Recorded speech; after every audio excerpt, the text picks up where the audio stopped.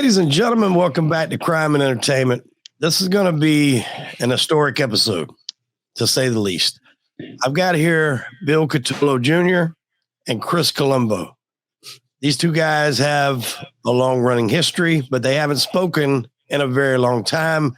And at this point, I'm going to now welcome both of them to the stage. And I'm going to take a back seat and let Bill explain how you got in touch with Chris. Okay. Well, I have been trying to reach Chris probably, I want to say, since I got onto social media. I think it was about 2010, 2011. Just little texts, back channels, Facebook, Instagram, and they were very short. I miss you. I love you. I'm sorry. And the reason why I say sorry is because Chris was and is a brother to me. He was like a second father to me, to be perfectly honest with you. He never led me in the wrong direction. So anyway, I had reached out quite a few times. And I even said at one point, and I hope Chris doesn't mind that I share this, I did say, I know we cannot speak. And that's something that I have been carrying around with me until, I want to say, maybe about a month ago, a little over a month ago. No, I'm sorry. Forgive me. Let me go back just a little. Chris dropped one or two messages, and the messages just said, I miss your father. And guys, just so you know, whenever someone can speak to me like that about my father, it kind of gets me right in my heart, and it gets me right in my throat, and it just brought me back to all the years that I spent with Chris. And finally, he responded, and he let me know that he spoke to my dad, and my dad came through to him in a dream. And asked him to reach out to me. And so he did. And not only did he mention and reach out to my son, but to look out for his grandchildren. And, I don't believe in coincidences at all, guys, at all. I believe that everything in this world, in this beautiful universe, that everything happens for a reason. So when we got to talking finally, Chris let me know, I'm not happy with what you did. It's not exactly that way. I'll tell you what it was. You sent me, all your messages in the past came from a... you could use the word. Tortured. You got to remember, I know you a long time. I knew you before your father. Yeah. That's actually true. Because you hung out with my mentor's son and Rudy's son, and later on I met your father, right? Is that correct? And let me read the message. So I was never mad or disappointed and hurt. It's not a path I would take. It's not a path I trained my son to take. And it wounded me when you care about someone, because I knew what it would do to your life and your father's name. And that's what wounded me the most, because your father was a man at anybody's standard. Smart, tough, businessman, grandfather, good leader, generous, altruistic, magnanimous. I watched him for charity give more for children's leukemia, and I used to wake up, watch him break down in tears. Him and I got, him and I were very, very close. So, and that was the major reason that I would have no good words to say to you or for you. But, however, I don't think there's any more that I can say. And I'll tell you the story the way it went. I read Anthony, how do you work this stupid thing out? What are we looking for? I don't know how to do anything on Facebook. I almost posted a picture of my ass that got cut up. I don't even know what I'm doing. Not Anthony, I'm screwed. Anyway, just find Billy and do me a favor. Read the text that he sent to me, and this is why I responded to him, and I want to tell you why. Oh, here we go. Okay, good. Why don't you read it? Want me to read it? Okay. Yes. All his other texts were, "Would you hurt me?" or "Are you mad at me?" or stronger towards certain people and certain things with his frustration and aggravation. And to be honest with you, my beliefs in what he did are my core are wrong. I understand his motivation. I don't think if you gave Billy life an electric chair, he would have done what he did. And what I was most sad about is he didn't come to me and speak to me before he did what happened. Like, I used to get him out of a lot of trouble, a lot. I was like his lawyer between him and his father later on, because I understood him. And I never, ever wanted anybody to be me. And his attitude was on a path in the shadow of his father, and his father wanted better for him. And, Billy pushed the envelope. He did. And, I wish I could have done a better job of being around him, because if I could have spoken with him, he wouldn't be doing what he did. I guarantee it. And I'm not saying I would have hurt him. I would never hurt him, but I could reach him. And because he knew, like his father did, I had no agenda, other than friendship and love. And read the thing. This is why I returned the call and why we're doing it here. I come to find out that he had reached out for one of the kids who used to hang out with entertainment, Kevin, and Wade many times, and I'm friendly with Wade. And if there was going to be a conversation, I don't believe in clandestine meetings or hiding anything. I like to give my true approach and how I feel. And not only that, like I say, and the things I say, if I could save one person, and I think if you read the text, it says the example, and I'll explain the dream. Go ahead. Yeah. My brother, Chris, I so miss you. I still hear your laughter and your hugs. I miss our conversations. And Christopher, I hope he is doing well. I miss Joe S. Chris, I cannot tell you how much I suffer inside. I hate myself for my actions that I took. Maybe one day we can speak.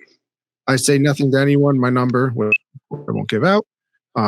Use it if you choose, but just between us, drop me a text so I know. I do not answer calls. I do not recognize sending you and the whole family my heart, my light, and all my blessings from our tables to yours. In the past, every message that he had sent to me was from a protagonistic, I did the right thing point of view. And I just can't stand behind that, because I know that's not what his father wanted. And I knew that the reality would set in, and that it's wrong. It's wrong. And it's not wrong for the reasons that people want to say from a criminal standpoint. It's wrong because it destroys your family. It's wrong because it betrays friendships. It's wrong biblically, and it seems to be an accepted thing today. I'll tell some of my stories on how hard they tried to flip me. I know what it's like to lose a father. I know what it's like to lose a grandfather to violence. Never in my life would I choose that option. And I think Billy has come to terms that it was not a proper option. That is my only motivation here. And if I could save one kid out there, because we have informants that betray God, their country, children, and they make them think it's some kind of crazy violence and insanity, and they don't tell the truth. Don't tell the truth. Matter of fact, I have Lyme disease. I'm dead man walking. I died a few times, and I'll tell you how even the feds came to me at my lowest point. And I think, Wade, you've been there. When it heats up, I get very excited, and then my brain, the spirochete goes when there's frustration, because it goes to inflammation, and I curse it like Tourette's. I mean, we witnessed this with the Sammy South Lacey thing, and I don't want to stand and curse. I don't curse. I don't like cursing. Matter of fact, it was explained to me there's no cursing in heaven, so I don't think I'll get aggravated there. But anyway, so when I hit this gong, every bad thing you could think about that I feel or explain, that's what it's saying. So, because I don't like to empower negativity, I don't like to curse, especially when there's women and children. And matter of fact, when you die a couple of times, I'll tell you a quick story when he says about the dream. After Billy had sent me that text, Anthony, you know this for a fact, my brother Vinny had a dream about my father. And Vinny's 11 years old than me, my only brother that's still alive. I had a dream. My father came to me and says, tell Vinny to go check his heart. He was serious in the way he talked. And my father never pointed at you. He went like this, because he thought pointing was disrespectful. So I knew the dream had some merit. So I said, Vinny, go check your heart, Dad. He says, Chris, I just had you were there for this. I just had a physical. I'm fine. He says, I have no symptoms. He goes to the doctor. They do a stress test. Goes back, said everything's fine. They do an EKG. I send them back. Then he comes back. They do a nuclear stress test. Everything's fine. I said, Then go get the cardiac catheterization. Doctor says I can't authorize it unless this. I said, I'll pay for it. Sure enough, it comes back. He has one artery completely closed. The other three, over 85%. He would have just vapor locked at some point. So he had to have open heart surgery. And it was a very, very real dream. Very real dream. And in this dream that I had, it was not just your father. My father was there too. They're together. And my father said, he said, my son needs to explain that's not what I raised him to do. And I think he recognizes that. And not to give in to hatred to the point that it makes you less than who you are. And that's the message. That's what I was told. So when you're asked to talk to me and you're asked to speak to me, I'm not a clandestine guy. I believe in what I believe. I do what's right. If that has consequences, I accept them. I think the world has lost that. And I think it's your turn to talk, because your father says you have a message. Go ahead, Bill. When you reached out back and you let me know that story, all the memories that I had with you, with my father, everything came flooding back all at once. One of the things that stands out is one night we were at a place, Wade. It was a place called Pastels in Brooklyn. And Rudy has passed on, and his sons, may they all rest in peace. Rudy was a great, great man. I love them. He helped grow me up. He's a good man. And so my mentor's son was there, and Billy was there. And I just had to be unfortunate enough to be there and have to look out for them by accident. Yeah. And something had popped off inside. And I really don't recall the specifics of what had happened. But Mark was outside. That's Rudy's son. And these guys came out and they approached him. They didn't just approach him with their hands. They approached him with something else. Here comes Chris. They were going to hurt him dead. Yeah. Mortally. Yeah. And they were serious guys. Oh, yeah. And here comes Chris. I don't know where he came from. I mean, he's a little guy. I mean, you can miss him. So he comes flying by. And next thing I know, he somehow disarmed the guy, took the piece right off him. Guys take off in a car. They hit him. He goes up about 10, 15 feet in the air and comes down like Jackie Chan, lands on his feet. Now, imagine you're standing there. Now, especially for guys like Gus, you ain't expecting that. You're expecting guys just to be duking it out until, no. So he comes landing down, and little did I know in the moment, both of his legs broke. That didn't stop him. He gets up, and he starts running after the car. I'm standing there like, what did I just see? It was as if like, something you saw on television, you're like, nah, there's no way. Nah, there's no way. Wait. But the point that I'm trying to make, is that is the type of guy that Christopher is. Let me tell you something. When we spoke, finally, and I can't tell you, I cried. I couldn't sleep for 2 nights. Not being able to wrap my head around the fact that I finally was able to reconnect with my brother. Now I know, and I knew that there was going to be some chastising. And there was. Right off the bat, the first words out of Christopher's mouth were, you know how disappointed I am in the decision you made. I cannot condone that choice at all. You could have came and spoke to me. You could have came and spoke to JS. But I think if I could remember back in those moments, if I'm just being honest, and I'm always honest, I don't think I would have listened to anybody.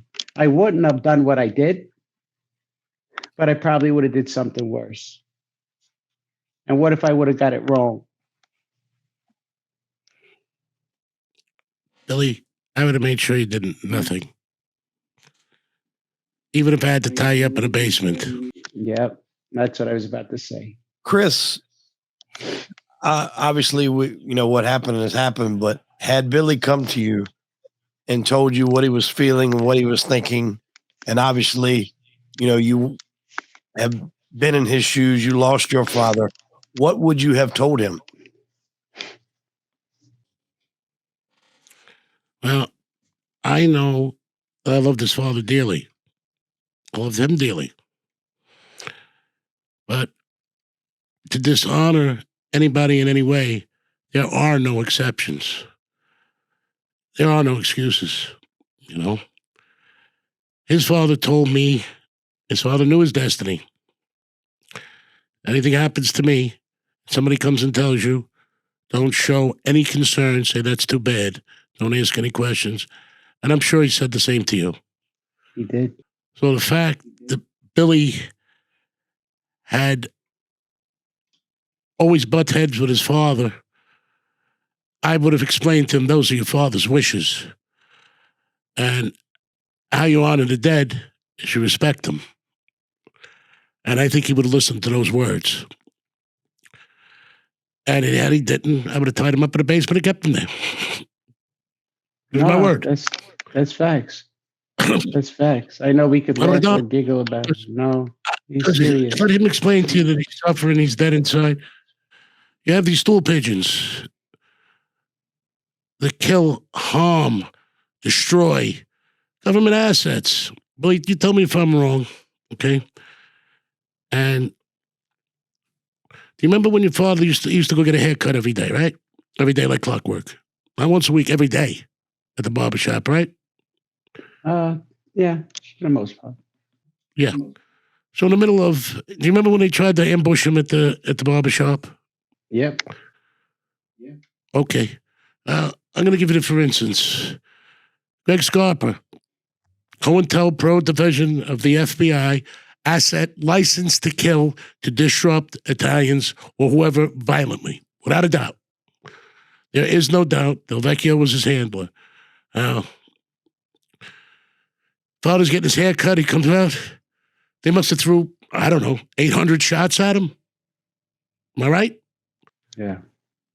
Greg Scarpa Sr., Imbriali, Embrazini, Quatarici, Pate, Pellegreco, Mully. 7 guys trying to kill your father, right? Is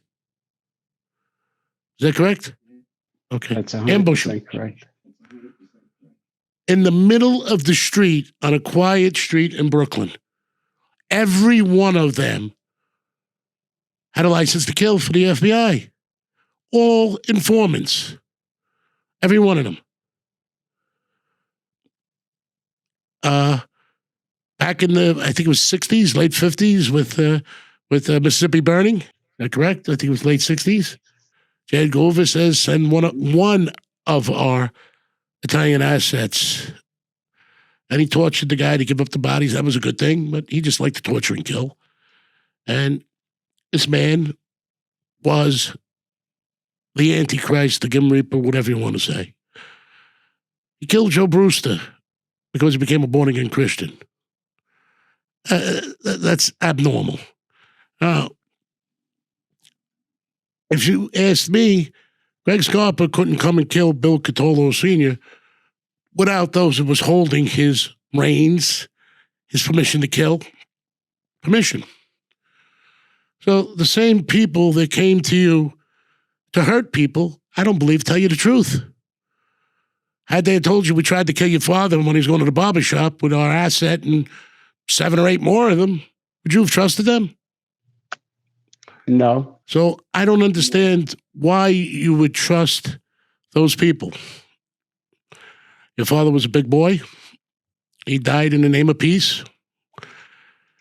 Bill Cutolo died from the last bullet of the last battle of the last war as a soldier. That's what he did.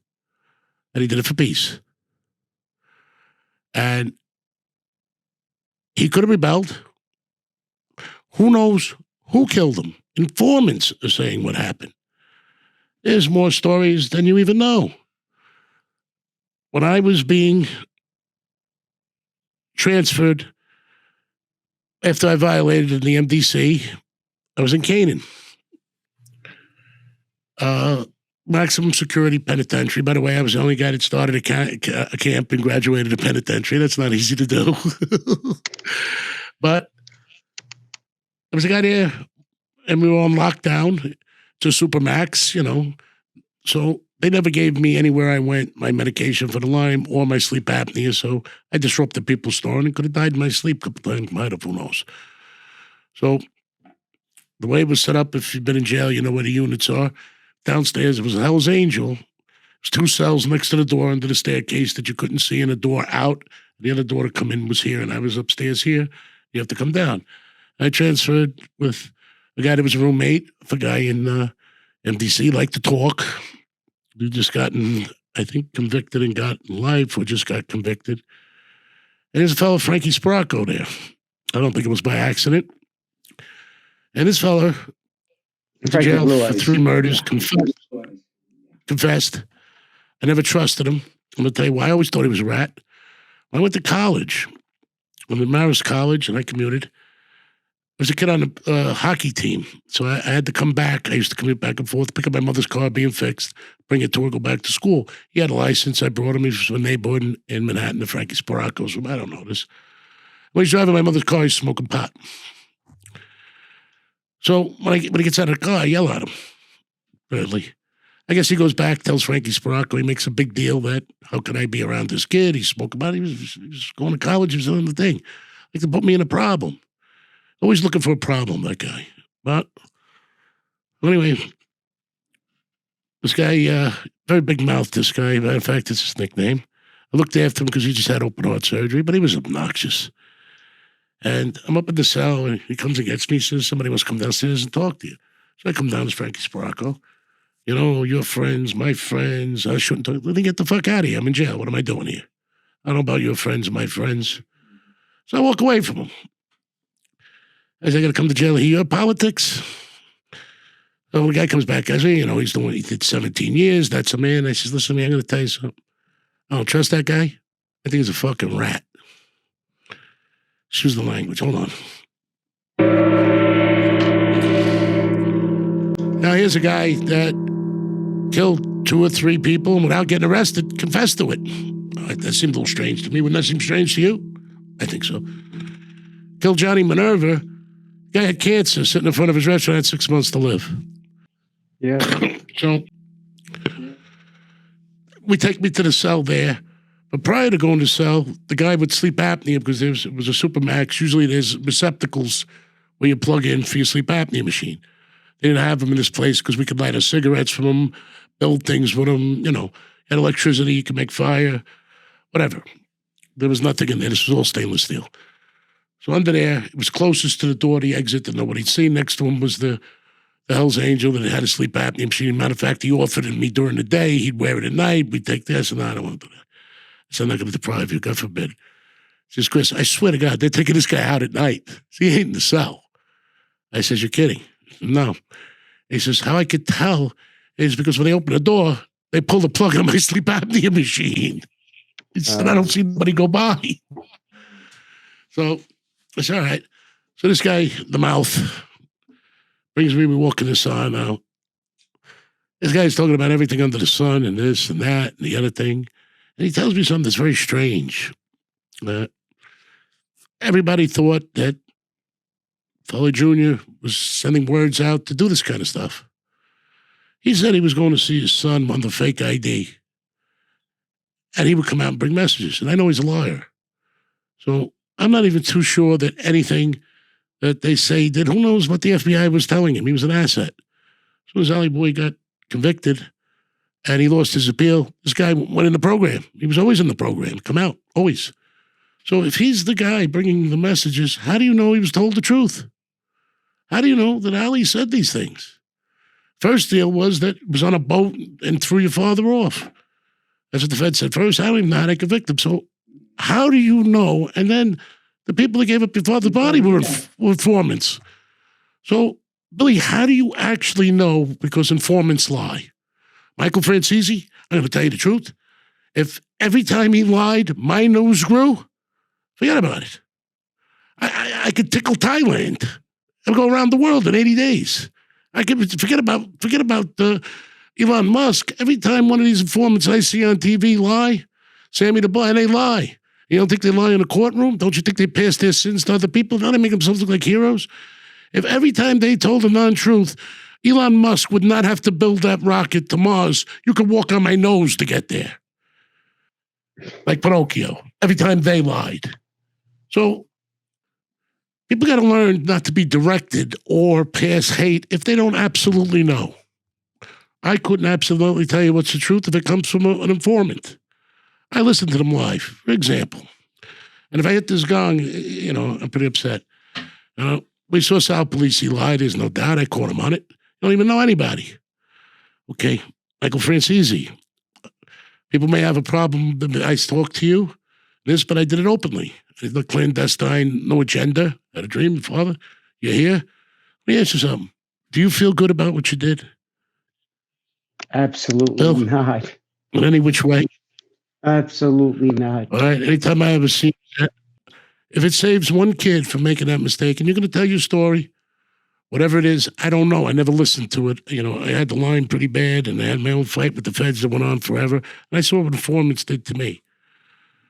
My friend Caesar was killed by an informant.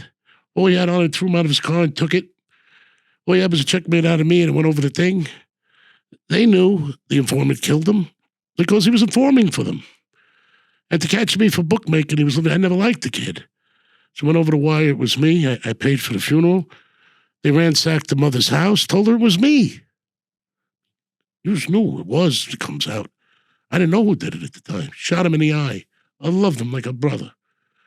I spent the whole night so his mother would have an open casket, massaging the right side of his face to bring the swelling and reverse the casket. And this animal shot him at point-blank range for no reason. Maybe he found the wire. Maybe he knew he was an informant. Nobody knows what the story is. But the point of the matter is, at his trial, he mentions, but let's go forward. So the agents go to the mother's house, upstate by me, and they tell her I did it. Could they search the house? And I paid for the funeral. I didn't see it till that day because it was relatively quick. I made my brother and my nephew go there because I was in the Bronx looking for him. Disappeared. And when they found him on the street, like an animal. He was a kind-hearted human being. You remember Caesar, right, Billy? Talked like he had a gangster caught in his throat. But he was a lovable kid. Not a criminal. Lovable kid from the Bronx. And anyway, I paid for the funeral. He loved the Green Bay Packers. I had him made custom, the Yankees. I rubbed his face all night to get the swelling down. We reversed the coffin so his mother could give him, shot him, I don't know what she said, but I rubbed his face to get the swelling out while he was dead after the autopsy. So his mother comes in, and he was about 310 pounds. She's crying. It was her only son. Her husband just died. She pulls him out of the coffin, tries to drag him home crying. That's when we talked to. The place was packed. We sit in the corner, and she says, "You should get out of here." What she did, she says, "I don't want to see you get in trouble." I said, "Miss Molo," I says, "I did not kill your son. So whoever tell me I was wrong, I loved him. I couldn't hurt him. I protect him with my life." And that kid's trial, 126 times he mentions my name till the judge has to tell him, what does it have to do with you killing this young man? And what does he have to do with it? He's not on trial here. But forever, informants, the media, newspapers, that stupid offer, Godfather of Harlem. Yeah, my father fighting with Vincent Gigante, who was nothing to do with him at the point, sleeping with his daughter. His daughter would have been 6 years old, and she has an alternative lifestyle. I mean, it's actually sick. What if I don't know Father Gigante so well? If he didn't anoint my father, if he didn't do vigils, and our grandchildren meet out one night drinking, there's a problem. These people don't take responsibility for their actions, and they lie. They use real names to lie. He uses his patsies in the newspaper. I do something, lock me up for it. I mean, it's not the first time I've been blamed. Now, they went to great extents to ruin my life, to flip me. Now, my brothers got arrested. I was the only male member home. You know that, Billy. Better than anybody. And responsibility, I was a young man. Scared. I would have rather been in jail. And I'm going to this is the first time I'm going to my 1979 10-year high school reunion. Three of my brothers were still away. It's in the cafeteria of the school. I had a friend of mine with me. And a girl in my class named Bonnie comes over. She says, "Chris, how are you? I got to talk to you." What's the matter? I said, "My brother's coming, wants to talk to you." I said, "He wasn't in our class, a few years ahead of us. He was a senior when I was a freshman. Our other brother, I think, was a sophomore or junior. Nice family." He comes to me and he says, "We need to talk with you." "Who's we?" "Well, I'm going to talk to you, but I represent we." I said, "Well, who's we?" He says, "It's my high school reunion." He says, "Well, you heard what we did for John Gotti." I said, "I didn't hear him. Who's we?" He says, "The FBI." I said, "Pal, you come here to my high school reunion. What is it that you want?" He says, "Well, your life is in danger, and we would like you to come in." "Come in where?" I mean, I come in. At that point, I get aggravated. I said, "We have nothing to talk about. I don't like what you did." He says, "I'm here at my high school reunion." He says, "Not nice." He says, "Well, consider it." And then a friend of mine that was with me, so I was aggravated, slaps him. So I says to him, "Pal, it's an FBI agent. Now, it's a Catholic school, Catholic high school. He runs in the chapel, starts praying." I knew the guy. I guess he didn't, whatever. Second time, I'm involved in a restaurant. My brothers, no, I think that was the second time. First time I'm involved in a restaurant, my brothers go away. And the guy was from California. And I had something to do with the restaurant around the corner from my house. A friend of theirs was the brother's ex-vice president, AFL-CIO. And they come in and they tell me, they said, "Listen, Sinatra loved your father." I says, "That's no lie." He says, "When Reagan was president at the time." This was the first time. That was the second. He says, I says, "Yeah." He says, "Wants to help your father, Sinatra." He says, "You're going to take a trip to Washington." I'm looking at him. He says, and we're going to meet with Sinatra, we're going to meet with Reagan, and, we're going to get your brothers out of jail. I looked at him. I says, do me a favor. Yeah. Leave my brothers alone. Leave me alone. Let them do their time. I says, I'm not interested to go to Washington. So with that, I had a little bit of a temper at the time. I was a little angry. I didn't say the nicest things in the world. Going forward, I go home. I wake my mother up after I close the restaurant. And Ma, I says, let me ask you a question. Do you think Sinatra would send these morons here? They asked me to go to the thing. He says, no, absolutely not. He has the phone number and he knows where I live. He's been here a ton of times. I says, what is it they wanted me in Washington for? He says, well, I wouldn't go if I were you. I says, yeah, no kidding, Ma. I says, well, would you raise an imbecile? I says, but I can't believe that they go to this extent and use as a rouge to want to help my brothers get out of jail, and that how sympathetic they were and all this other happy nonsense. And, they really put on the emotion part. I wasn't really nice to him. I said, anybody in the room knows me. I mean, you do, I used to be even more harsh with my words when my brain would heat up, but it took longer. So that was another time. So my whole case was because they screwed up in an area and they wanted me to help them. I couldn't help them. And twice they did this to me. Remember, I was on bail for state RICO for gambling. And I come out of my house. I walk to the pool. I swim my laps and I see agents and cops everywhere. Sitting at the pool, I make like I don't even see them. So he says, so I put the towel on after I swim my laps. I leave like they're not even there. And there's, you've been to my pool. There's different tables, it's a pretty big pool, but, there's a lot of tables and places to sit. And there was a lot of them. He says, Chris, can we talk to you? I said, yeah, sure. You can talk to me. What is it you want? No, first I said, no, you can't talk to me. I said, this is an ex parte meeting. I'm bail and I have a lawyer. You can't talk to me. He said, well, we'd like to talk to you. Well, how can I stop you? You're on my property violation. I don't want you here. Could you get off?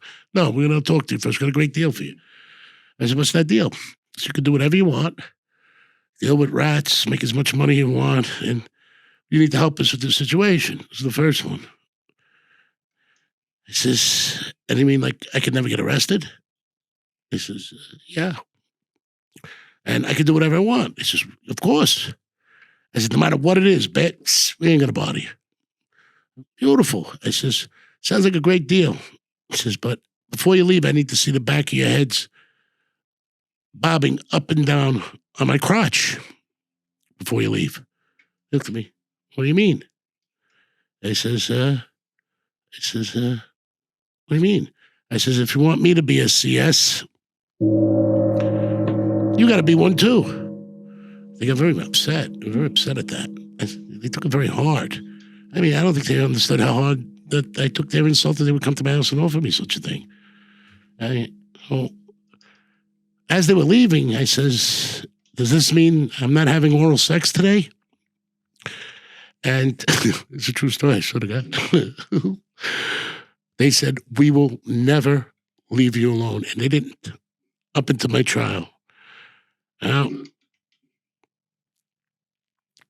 moving forward, my wife took my children when I was under serious house arrest.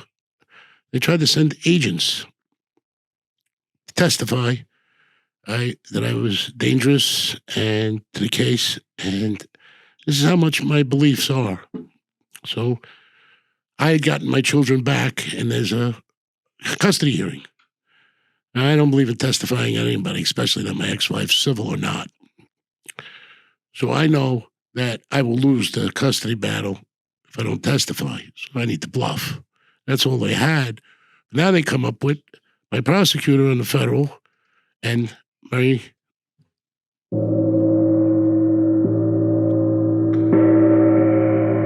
not even human, this man. And I have two local attorneys, Valerie Anstad and Jeremy Schneider. I bring my legal team. So I get the word that 2 FBI agents are going to testify against me to make me lose my children. And there's nothing I love more than my children.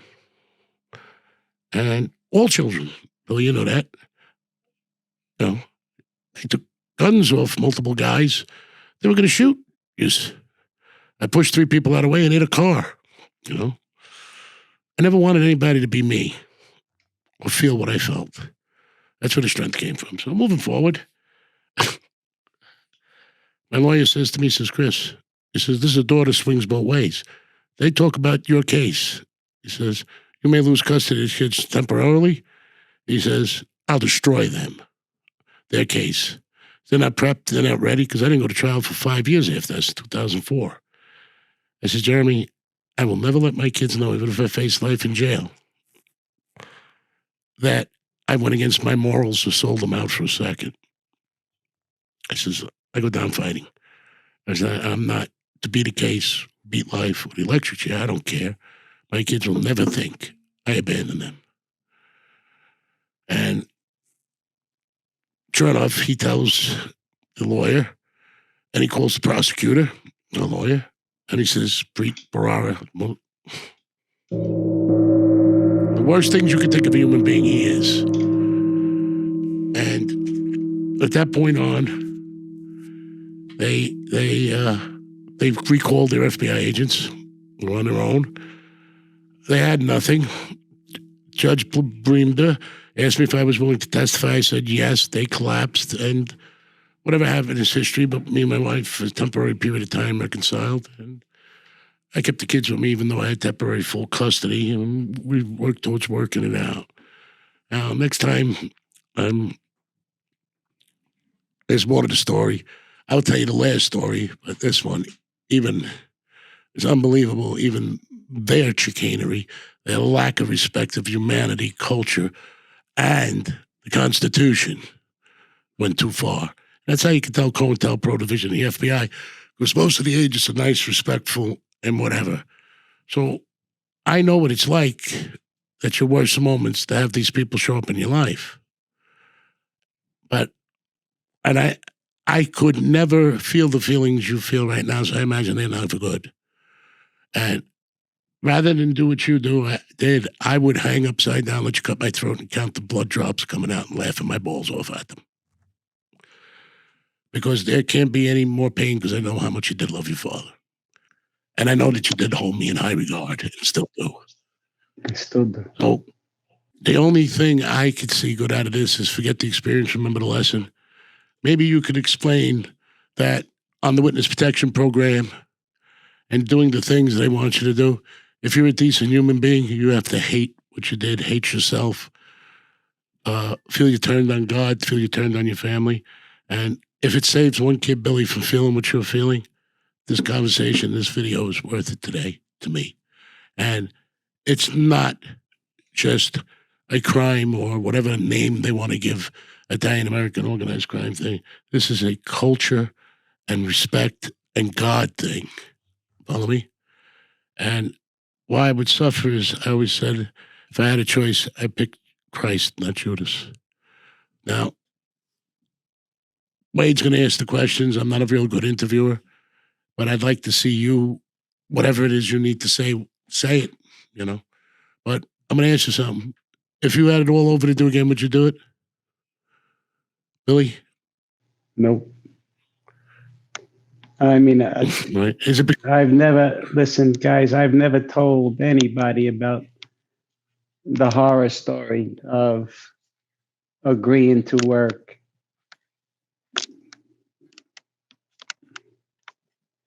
They're not honorable. They take advantage of people when they're at their lowest point, when they see someone broken inside and angry. And they, listen, I've said this for many, many years, but I've kept it under my four walls, or within my 4 walls, I should say. But I've seen it up close and personal of the lies, and I'm not joking. I'm not joking. If they want, I don't want to see you put yourself in a predicament. Yes. If anybody wants, you're referring to You're referring to the Law COINTELPRO enforcement. Pro division here. Yep. Yep. Nothing was true. Nothing was honest. And they do not care about you. They do not care. They care about their job, and they care about where it's going to take them if they can get you to flip. That's all they care about. And like I said, I would share a screen. Nah, I wouldn't. But if I had to let them know, I would. I would. But Chris, like you just said, if I had a chance to do it all over again, absolutely not. That's on, I don't swear on my children. I swear on myself. I'll swear on my own eyes. Never in a million years. Never in a million years. Especially if my dad was still alive. I go to jail and do 100 years without question, because that's the way I was raised. And that's why I am still tortured to this day, because I know. Look, at the end of the day, people will say, you helped them find your father. Maybe so, but at what cost? I would have found out one way or the other. Because as history has shown me, I would have found out. Probably more sooner than later. So, no, I would not ever do that again. But you see, the thing is that if you never embark on doing wrong things, then you won't have to worry about ever being tortured over the fact, do I go find my father and help the people that I was raised to barely even say hello to? And even that was frowned upon. Or go about life. Be happy, love God. Be happy with your family, love your family, and you ain't got to worry about that. But there's so much more. There's so much more. But Do you believe they gave a shit about you or your father or your children or anybody else? Do you feel they were compassionate for what happened to you or empathetic? they could care less. They could care less. And it's kind of like, maybe I could just touch upon just a little bit. Chris brought something to my attention that I never really thought of. I mentioned it earlier, but what if I would have gotten it wrong? When I say gotten it wrong, because at first, and Chris knows this. I'm a pretty bright guy, but I know if there's a liar in the chain and there's an informant, it serves their purpose. Destroy everybody. How do you trust them? Why'd you trust me? I always told you the truth. I wouldn't hurt you. I give you the right advice. Now, there were extenuating factors. I didn't want anyone to tell me, don't go do that. And JS, and I forgot to mention this, but JS, I think it was the following Saturday, where he just said to me, in the way we always spoke. I hate the word using cryptic, but I understood his message, and his message basically was, some of these people are just no good. Junior, a lot of people in your life are no good, but that shouldn't make you less than who you are or who your father raised you to be. Remember that. I don't like everybody, I doubt, but I treat everybody the same as the best I could. But I'm not letting anybody make me less than who I am. And I know in my heart what's right or wrong. And You had people on both sides pushing you. Hard, I know it. Hard. And there's a moment of truth in everyone's life. I had that moment of truth a lot of times, you know. But I wouldn't make the worst day of my life empower me. And I never wanted anybody else to feel my pain. So it's one of the reasons I jumped in front of the car. Because I know it's worse to lose a child than a father. It's natural. Lose your parents, not natural to lose a child. And you were there. It came close to me, you know, getting riddled, you know. You know that Greg Scarpa opened up on me. I threw a mentor, JS, over the wall with him. You know that? I jumped in front of him. I threw him over the wall. You know that he was an old man. And that story we'll get into later on. And I know who sent him. What was I trying to do? Protect an old man? You know, kill an innocent old man? That was an FBI asset handled by Del Vecchio. James Caan brought it to the light. They indicted Del Vecchio. Same guy sitting in the shanty when my father got shot when the COINTELPRO division, the FBI, killed him. He heard the shots. He got up in the shanty. It was all of us there. Not me. Friends of ours. Says, I guess it's done. And he walks out. Now, what I was angry about is they had the doctor. They fought hard, my father.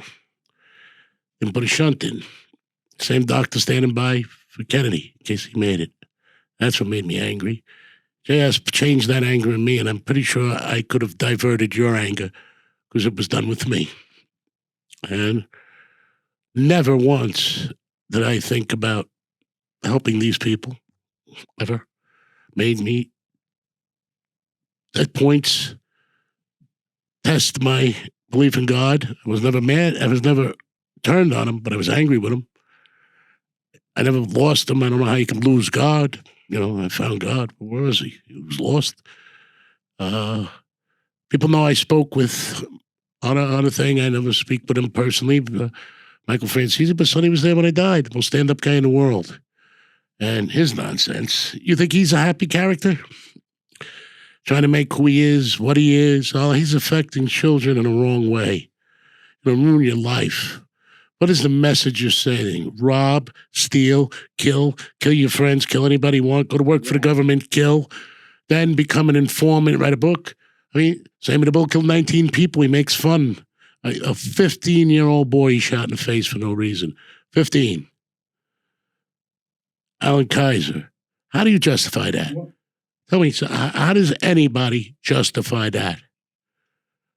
I'd shoot myself first.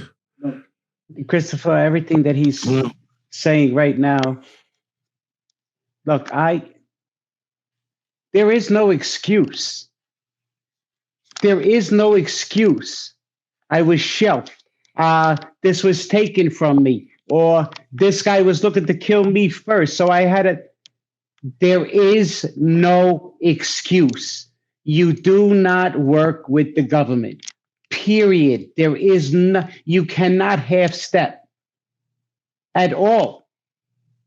So that's why I am tortured, because I know that I hurt the guys that were brothers to me for an agency that didn't give two craps about me.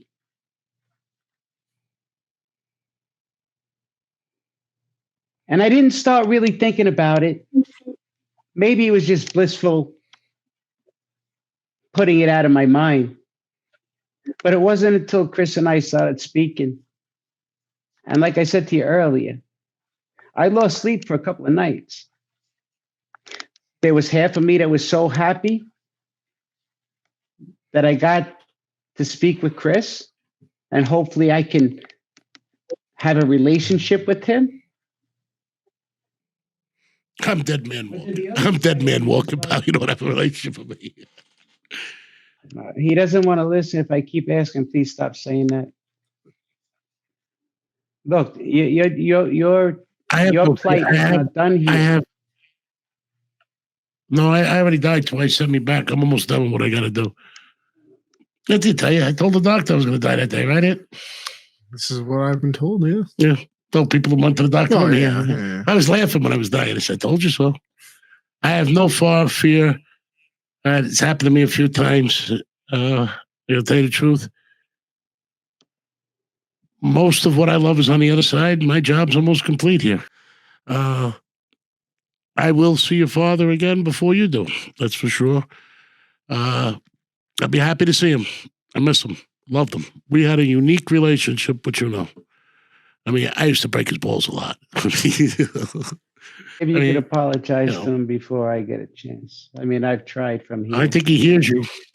Well, he showed up. I'm not going to apologize for you, but remember, Billy, as a parent, your successes is yours. Your failures are your parents. And I think he's equally tortured. And yeah.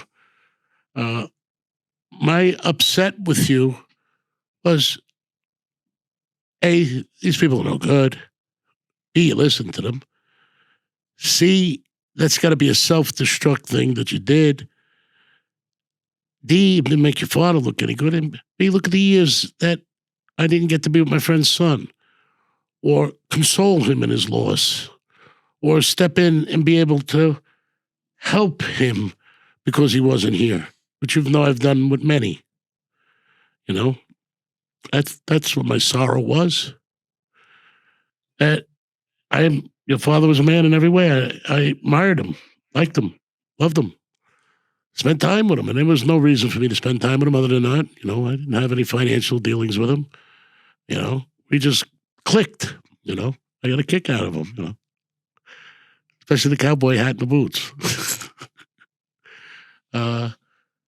But he was my kind of guy. Yeah, Christopher was the only guy that at least I got to see that was able to bust my father's chops. And my father would just laugh at him. Nobody would dare. I swear to God, nobody would joke. Maybe a couple here and there, but it would be very small, like a little small joke. Christopher was able to keep going. I got a question here, Bill. Yeah. I got a quick question here. So I actually I've interviewed Chris a number of times on a lot of different subjects, but also interviewed his son one of the times when I was up to New York and he invited me to his home. And, you know, we talked about how, you know, he was on trial. Me and Chris, he was on trial. And I said, you know, they give father life, which they were trying to do on multiple occasions. You know, how would that have affected you, you know, as a child? And he's like, you know, he's raised me to be a certain way. And if he had to go life, he said, obviously it would have sucked without having a dad, but I would have understood it. That's just how I've been raised, that, you know, that is the way you handle things of that nature. Mm-hmm. You know, you go away, you do the time. Looking back, do you think that the pain and the anger you felt from losing your dad, who I can tell throughout this interview, you've gotten emotional a number of times, you love dearly. That's obvious. And you've stated that in many interviews. And I think anyone can just look at your face and tell you how much your dad meant to you. Do you think that just overtook so much that you didn't maybe listen to maybe a message from him? Like, what would he do in that position?